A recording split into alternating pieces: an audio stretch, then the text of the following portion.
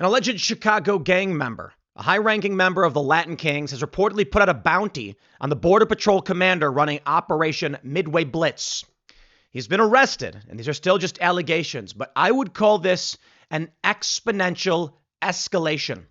For those that haven't been following the news, over the weekend, DHS vehicles, ICE and Border Patrol, were rammed and surrounded by a number of leftist, Antifa-type terrorists. They defended themselves by opening fire after being attacked. Apparently, one of these women took a bullet and had to go to the hospital. It's been reported that this Latin King gang member, following this, put out a call to kill the guy running Border Patrol in Chicago. Now, I'm actually surprised by this because I would call this a massive tactical error on the part of the Latin Kings. I'm not entirely sure he did it. We don't know for sure exactly what happened. It's just an allegation for now. But as somebody from the south side of Chicago, I've known the Latin Kings to be very smart, very well organized. Now, when we talk about Chicago gangs, often you hear about this reckless gun violence and things like that, right? The Latin Kings are more like the mafia. They are well organized. They are much more disciplined, and they are much more concerned about losing business and negatively impacting the lives of their friends and families than they are with matters of honor or pride. See, here's the thing. In Chicago, a lot of the gangs operate on honor. And if you disrespect them, they'll kill you. And that's why there's a lot of journalists I know who have gone into Chicago, and I'm like, guys, like, you prop up one of their enemies, you do these interviews with these gangs, rival gangs gonna have it out for you. Be careful about going back to Chicago. It's not like they're going to sit there and, trawl through internet to try and figure who, just be obsessed with you or anything like that. But, pay attention. That's why this is surprising to me, to be honest. I'd made the prediction that Chicago gangs would largely avoid federal law enforcement because it's bad for business.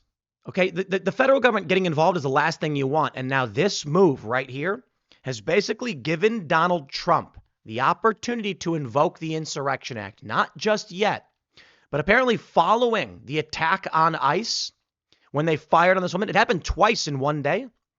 Latin King gang members were dispatched to the area. And again, I don't know how much of this is true because I'm not saying I just blindly trust the government, but I don't know why they'd be lying other than maybe they want a pretext for some kind of Insurrection Act move, maybe. But I would be surprised if it turns out to be true, the Latin Kings made this move. I got to imagine there's a high-ranking dude above this guy who's like, bro, your stupid text, your stupid bounty is going to cost us millions. Who wants that? These guys are not stupid. They are no one to be trifled with. And that's why I'm like, man, that's crazy. If we really are at this point where the gang members have said we're going to play ball, then Trump is going to come in with the boot and stamp it out of Chicago. But you know what's fascinating is that I see these posts from these libs like Marianne Williamson saying like, my heart goes out to Portland and Chicago. Stay strong. And it's like, lady, we got a report that the Latin Kings were trying to put a bounty on this guy to kill him. Do you have any idea what life is like in Chicago? What do you think it was like for us growing up with this kind of stuff? Now, to be fair, I got to be honest. To be fair, by all means, a lot of bad things the Latin Kings do, but they were the ones that we liked. I for real. So there were a bunch of gangs. There were, you got the Disciples, the Vice Lords, the 2-6, Four Corner Hustlers. You got the Popes, the Almighty Popes, the Insane Popes. Man, the Bishops. I think the Bishops were a gang too. We're always confused why there were so many Catholic gangs, but I'll tell you this, my friends, we were always like, when you bump into the Latin Kings, they were super chill. They were like, because they're like the mafia. They're not like a street gang. They're coordinated, organized, and the older guys have families and know what the cost of war is. This is where it gets crazy. Check it out from Fox News. Federal agents in Chicago on Monday arrested a suspected Latin King leader accused of offering cash bounties to capture and kill a senior immigration officer working with Operation Midway Blitz. The U.S. Attorney's Office for the Northern District of Illinois unsealed a criminal complaint Monday charging 37-year-old Chicago resident Juan Espinoza Martinez with a single count of murder for hire. The Department of Homeland Security identified the official Martinez allegedly placed a bounty on as Commander-at-Large of the U.S. Border Patrol Chief Gregory Bavino. Martinez was taken into custody Monday morning, though his initial court appearance has not yet been scheduled. U.S. Attorney Andrew S. Boutros called the alleged plot an attack on the rule of law. Putting a price on the life of a law enforcement officer is an attack on the rule of law, Boutros said. The defendant's actions in this case demonstrated profound contempt for human life and public safety. Under my leadership, the U.S. Attorney's Office in Chicago will hold defendants accountable for the grave criminal actions and ensure that no federal officer has to fear for their life for doing their job. According to the complaint, Martinez is a ranking member of the Latin Kings, a gang notorious for violent crimes and drug trafficking across Chicago. DHS said Martinez is from Mexico and entered the U.S. illegally at an unknown date and time. The complaint alleges Martinez sent Snapchat messages that read, $2K on information when you get him, $10K if you take him down. Was it LK Latin King on him? In the exchange, Martinez used the handle monkeys in the name Juan. The message included a photo of a senior Border Patrol officer involved in immigration enforcement operations in Chicago as part of U.S. Customs and Border Protection's Operation Midway Blitz. The complaint says a confidential source told investigators that after a police-involved shooting on October 4th involving Border Patrol agents in Chicago's Brighton Park neighborhood, Martinez sent Latin King members to 39th and Kedzie in response. That is very close to where I grew up. We used to hang out at 55th and Kedzie. Is that where we're hanging out? So this is a little bit further north. Yikes, man. The source said Martinez ordered members to obtain firearms and patrol the area around 26th Street in South Drake to defend Latin King's territory. Deputy Attorney General Todd Blanche said the case reflects the DOJ's renewed focus on combating gang violence. I'm going to tell you this right now. I know people over the DHS. I've talked to them quite a bit, and I think they've done a pretty good job of being honest about what they're doing and why they're doing it, though they don't give us all information. No government agency will, and I don't necessarily trust the government. That's why I'm looking at this like, bro, it is hard for me to believe that the Latin Kings made this move, but it is believable. And I'm saying because growing up in this area, when the cops move in, gang members aren't like, let's go to war with them. That being said, times they are changing. Things they are escalating. And it's entirely believable. It is. Now, maybe the initial statement from the gangs when they were like, hey, go patrol these areas, protect our territory, they're not saying go to war with the feds. They're maybe saying like, tell us what's going on so we know. My prediction based on the Chicago gangs is that they would probably get out of these areas and try and move into other areas. The problem really is you got gang territory all over Chicago. It's claimed. If the Kings go and try and do any kind of work or drugs or whatever in rival gang territory, that's when war breaks out. So I don't know what they're going to do, man. They say placing a bounty on the head of a federal officer is an attack on the rule of law and on every American who depends on law enforcement to keep them safe. This case is exactly what we mean when we say take back America. Taking back every neighborhood and street corner from violent thugs and criminal gangs and returning them to the law-abiding members of our communities.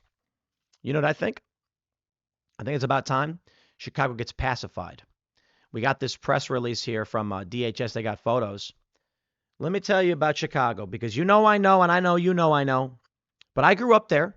So I want you guys to tell me right now, for those that do and don't live, if you live in Chicago, comment that you're from Chicago and here's what you think. If you don't live in Chicago, then just let me know what you think. You got these gangs in basically every neighborhood. For the past 100 years, it's only gotten worse. The Democratic government, they've been in control for 100 years. They've never solved this problem. And I believe it's because they do not want to. I believe they intentionally allow the gangs to run rampant because it gives them pretext for control. It suppresses and damages the black community in Chicago, and it allows them to entrench Democratic rule, where they siphon off tax dollars from the average person living in Illinois, in Chicago, in the suburbs, and they can do whatever they want. It's a great problem to have. They're never going to solve it. I think Trump needs to send in the National Guard. Nay, Trump should invoke the Insurrection Act. And he should send in the troops. Send in, I'm just going to say this. It's all relative, right? Here's what they tell us. In order for there to be an invocation of the Insurrection Act by Trump, the deployment of the military, it needs to be asserted that the law is not being upheld. I would argue that federal law as well as local law certainly not being upheld. Patently obvious to anyone. So what are we doing? What do we do in Chicago? I talked to my friends about it. They all say, let's roll, baby. Send in the National Guard, send in the Marines. Trump can invoke the Insurrection Act and say outright, for 100 years, gangs have been allowed to run rampant. No more. Go into these neighborhoods, shut down the gangs. What do we call this? The Bukele method? He's proven it. You know, I was having this debate with Jack Posobiec and Blake over at Turning Point on Charlie Kirk's show, actually. And what I said was, look, these chubby, doofy guys who are outside protesting ICE or whatever, I say, a month in jail or something. They were like, throw no more. I'm like, no, listen.